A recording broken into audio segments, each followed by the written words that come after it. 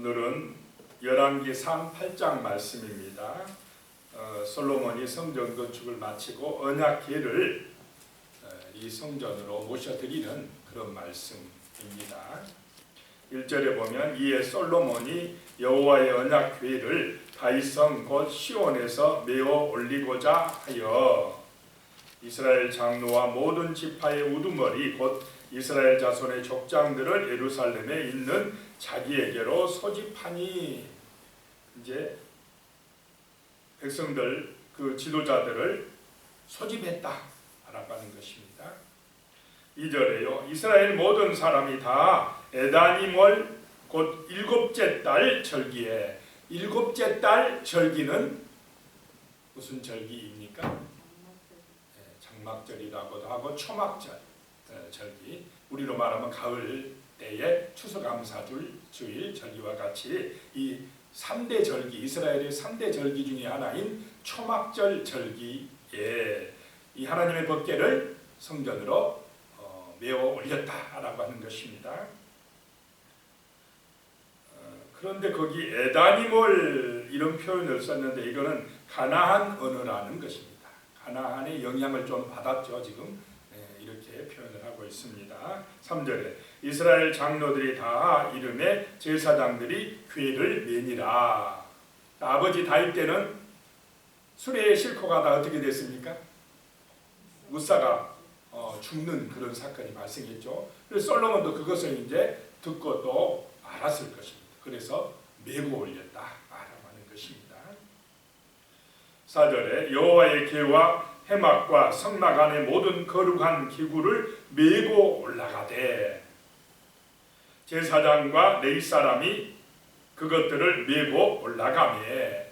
자, 함부로 그것을 메고 올라가면 안 되고 제사장과 레위 사람들이 이제 그 모세가 준 말씀대로 메고 올라갔다라고 하는 것입니다.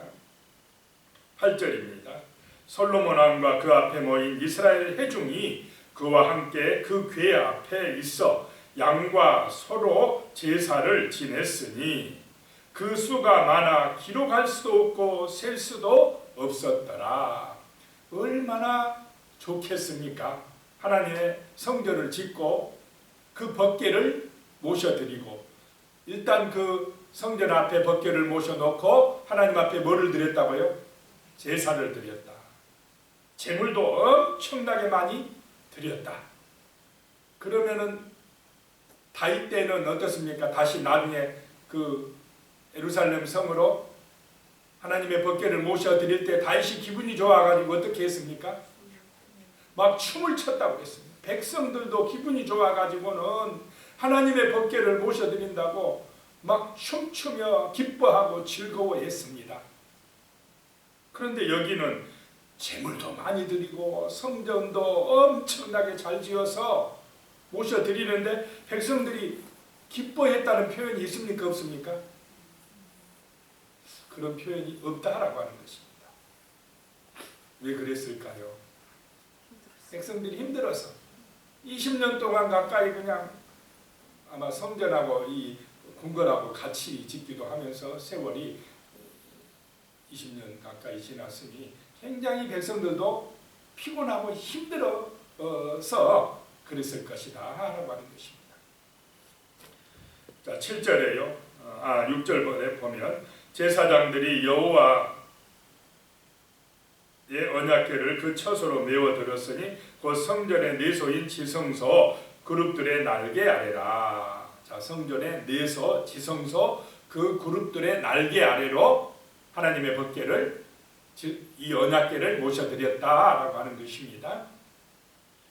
자, 7절에 그룹들이 그 궤 처소 위에서 날개를 펴서 궤와 그 채를 덮었는데, 자, 두 천사가 양옆에서 날개를 펴서 천사가 지금 그 언약궤를 덮었는데 이 천사들이 뭘 바라보고 있습니까? 하나님의 언약궤를 딱 바라보고 있습니다. 자, 우리도 예배드릴 때에 하나님의 언약궤 하는 말씀이 있습니다. 하나님의 말씀을 소망하며 그 그 말씀을 우리의 마음에 새길 때에 주의 은총이 임할 줄로 믿습니다. 언약궤를 바라보더라라고 하는 것입니다. 자, 이제 8절이에요. 채가 길므로 채 끝이 내소 앞 성소에서 보이나 밖에서는 보이지 아니하며 그 채는 오늘까지 그곳에 있으며. 이 채가 어떤 것입니까? 막대기 2개 이 메고 올라갈 때, 하나님의 법궤를 메고 올라갈 때 쓰는 채, 이것이 오늘까지 그곳에 있으며. 그러면 이때 옮겨놓고 오늘까지 이 지금 바벨론으로 끌려가는 그 시절까지 그 자리에 있었더라. 이 말은 이동했다는 것입니까? 안 했다는 것입니까? 이제 안 했다라고 하는 것입니다. 여기서 이제 우리가 하나 생각해야 될 것이, 자, 하나님은 그 솔로몬 성전에만 그러면 계셨겠습니까? 아니라는 것입니다. 그런데 우리가 잘못 생각하면 하나님은 그 어떤 성전에만 거기만 계실 것이다, 교회에 가서만 하나님을 만날 수 있다 생각하면 안 된다는 것입니다.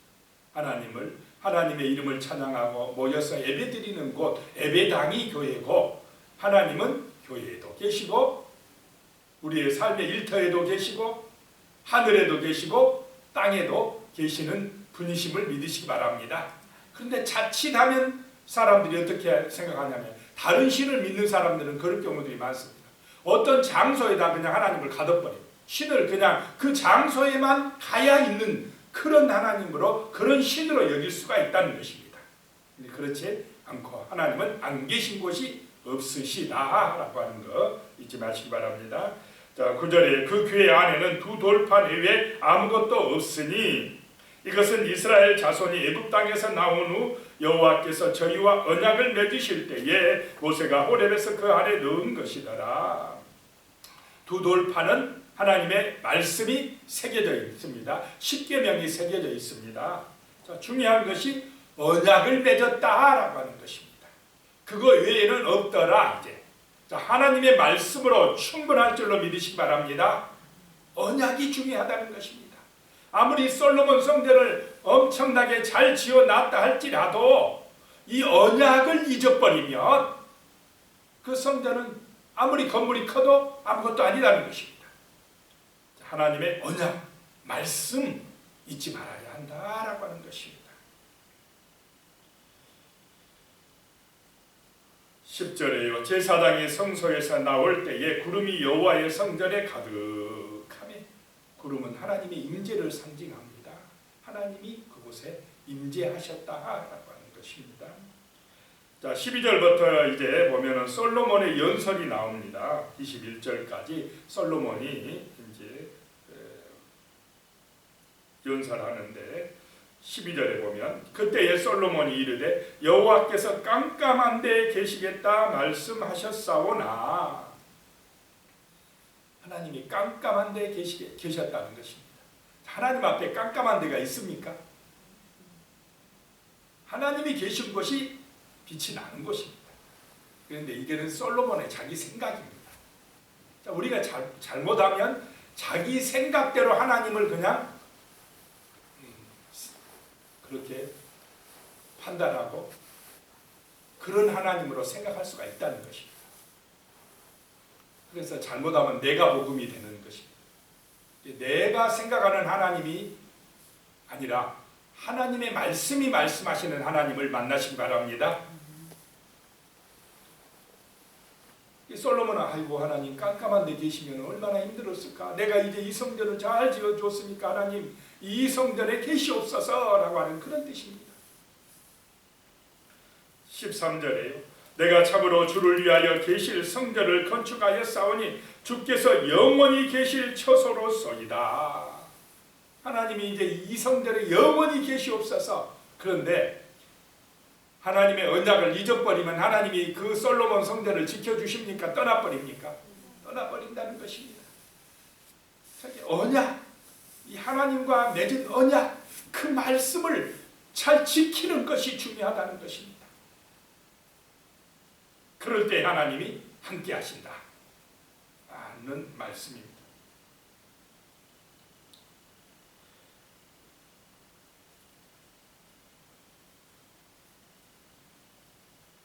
하나님의 은혜로 자기 아버지를 축복하셨고, 아버지가 다윗이 성전을 건축할 마음이 있었지만은 하나님이 허락하지 아니하셔서 이제 그 아들인 내가 하나님의 그 말씀대로 이렇게 성전을 지어 드렸다라고 하는 그런 솔로몬의 지금 말씀입니다.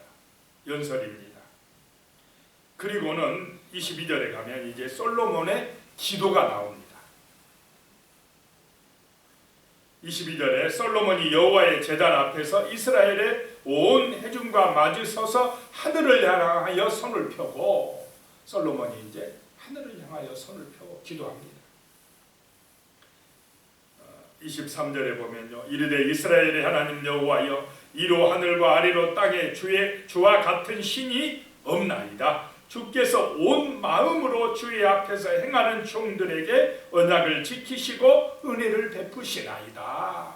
우리 하나님을 섬길 때에, 기도할 때는 우리의 마음이 어떻게 해요? 온 마음으로, 마음을 다하고 성품을 다하고 힘을 다하여 하나님을 섬기고 예배할 때에 하나님께서 언약을 지켜주시고 그 약속하신 말씀대로 축복해 주시고 은혜를 베풀어 주실 줄로 믿으시기 바랍니다. 그래서 그렇게 해야 된다는 것입니다. 25절에 이스라엘의 하나님 여호와여, 주께서 주의 종 내 아버지 다윗에게 말씀을 하시기를 내 자손이 자기 길을 삼가서, 자, 우리가 자꾸 실수할 것이 뭐냐? 누구의 길을 가려고 합니까?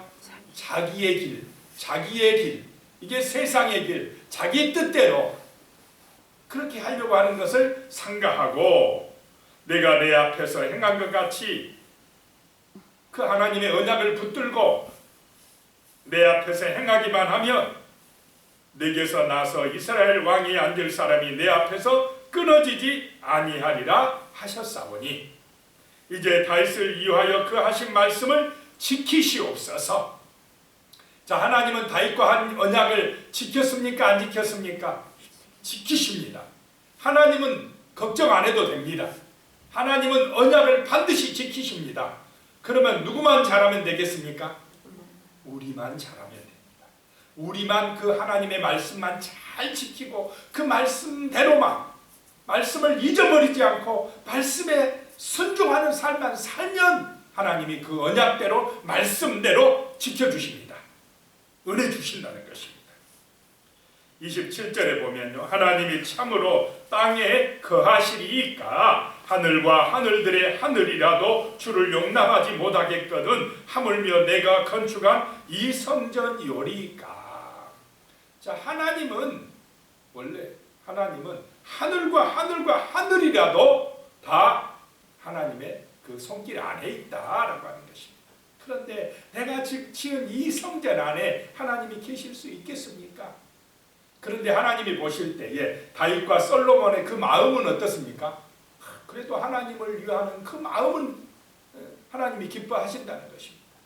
7살짜리가 엄마한테 무슨 엄마 주겠다고 사탕 하나 가져오면 그 마음이 기특합니까? 안 기특합니까? 아이고, 이 꼬마가 벌써 커서 엄마 생각한다고 사탕 사왔어? 그 사탕이 솔직히 그 엄마한테 뭐 큰 도움 되겠습니까? 살림 미천 됩니까? 안 돼도 그 마음이 기특하다는 것입니다. 여기서도 그 솔로몬 성전 지은 것, 하나님 우주 만물의 창조자가 그 성전 하나 보고 그것이 무슨 하나님한테 큰 유익이 되겠습니까? 그런데 그 마음, 하나님 사랑하는 그 마음이 기특해서 그래, 내가 받을게. 그런데 중요한 거, 너 나하고 맺은 언약을 잊지 마라. 7살짜리한테 너 이 사탕 참 고마워. 그런데 자, 이 아이가 7살짜리가 잘못된 길로 가고 거짓말하고 막 훔치고 하면 어떻게 하겠습니까? 너 그러면 안 돼. 거짓말하면 안 된다. 너 남의 것 훔치면 안 된다. 이 부모의 말씀을 지켜야 됩니까? 안 지켜야 됩니까? 지켜야만이 은혜 받아요. 그런데 이 말씀을 어기고 그냥 자기 마음대로 가고 거짓말하고 그러면은 하나님이 아파요. 우리 인간도 마찬가지라는 것입니다.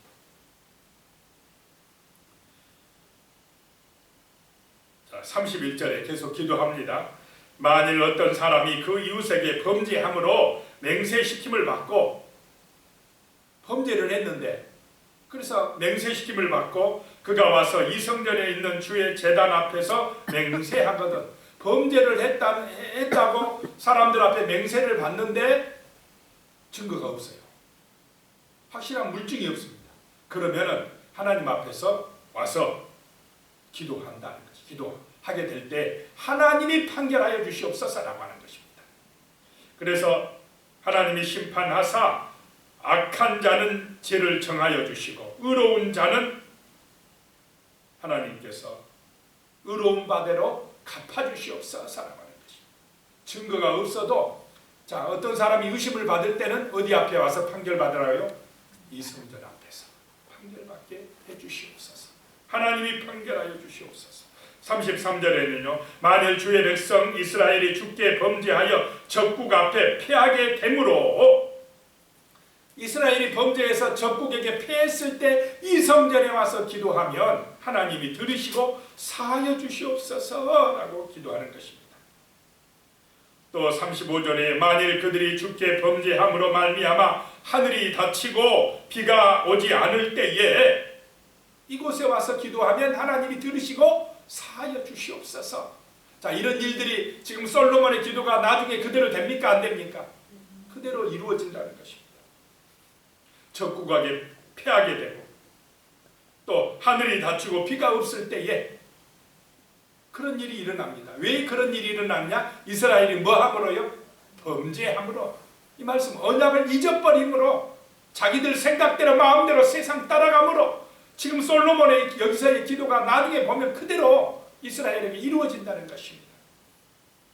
27절에 만일 이 땅에 기근이나 전염병이 있거나 곡식이 시들거나 깐부기가 나거나 메뚜기나 황충이 나거나 적국이 와서 성읍을 에워쌀 때에 그런 무슨 재앙이나 무슨 질병이 있든지 이 성전에서 백성들이 기도하면 하나님이 들으시고 용서하여 주시옵소서, 이렇게 기도합니다.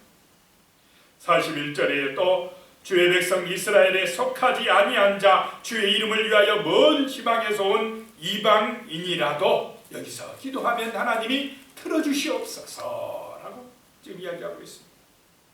또 44절에요. 주의 백성이 그들의 적국과 더불어 싸우러 나갈 때에 여기서 기도하고 나가면 하나님이 응답하여 주시옵소서. 46절에요. 범죄하지 아니하는 사람이 없사오니 그들이 주께 범죄함으로 주께서 그들에게 진노하사 그들을 적국에 넘기심에 적국이 그들을 사로잡아 원근을 막론하고 적국의 땅으로 끌어간 후에, 자, 적국의 땅으로 끌려간 곳이 어디입니까? 바벨론 땅. 지금 이 열왕기서를 듣는 사람들이 바벨론 땅에 끌려간 포로된 백성들이라는 것입니다. 가만히 보니까 솔로몬이 옛날 했던 그 기도가 지금 자기들에게 이루어졌다라고 하는 것을 이들은 깨닫고 있는 것입니다. 그래서 거기서 우리가 잘못했구나, 하나님의 언약을 잊어버렸구나, 그리고는 우리 마음대로 세상의 길로 우상숭배의 길로 간 그 결과가 이렇게 지금 우리가 적국에 끌려왔구나 라고 지금 생각하면서 말씀을 듣는 것입니다. 51절입니다. 그들은 주께서 철무불 같은 애굽에서 철풀무 같은 애굽에서 인도하여 내신 주의 백성 주의 소유가 되리이다.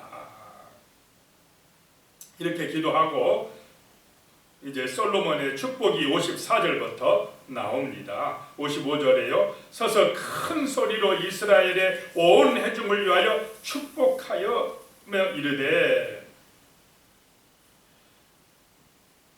60절에 위에 세상 만민이 여호와께서만 하나님이시고 그 외에는 없는 줄을 알게 하시기를 원하노라, 이렇게 이야기합니다. 그리고 63절에요. 솔로몬이 화목제의 희생 제물을 드렸으니 곧 여호와께 드린 소가 22,000마리요 양이 12만 마리라. 이와 같이 왕과 모든 이스라엘 자손이 여호와의 성전에 봉헌식을 행하였는데, 축복기도하고 지금 하나님의 성전을 하나님 앞에 드리는 봉헌식을 행하였더라라고 하는 것입니다. 자, 이 성전이 정말로 소중한 성전이 되려고 하면은 철저하게 뭘 지켜야 된다고요? 언약을 붙들어야 된다. 언약을 지켜야 된다라고 하는 것입니다. 기도드리겠습니다. 하나님 아버지, 하나님의 말씀으로 충분합니다. 하나님의 언약, 하나님의 약속 잊지 말게 하여 주시옵소서. 하나님께서는 이 약속을 반드시 지키시는 분입니다. 하나님 아버지, 우리에게 성령의 감동과 은혜를 주시어서 이 언약 약속의 말씀을 묵상하고 하나님의 말씀이 우리 영혼의 양식이 되게 하며 우리의 삶의 능력이 되게 하여 주시옵소서. 하나님 아버지, 우리의 길, 세상의 길, 자기의 길을 삼가하게 하여 주시고 세상 따라 우상 숭배의 길을 가지 말게 하여 주시며 하나님의 말씀을 기억하고 성령의 인도받는 참으로 믿음의 삶을 살게 하여 주시옵소서. 하나님의 능력으로 충만하여서 이 땅 가운데서 승리하는 강하고 담대한 믿음의 삶을 살아갈 수 있도록 주여 오늘도 은총을 내려 주시옵소서. 예수님의 이름으로 기도드리옵나이다. 아멘. 하늘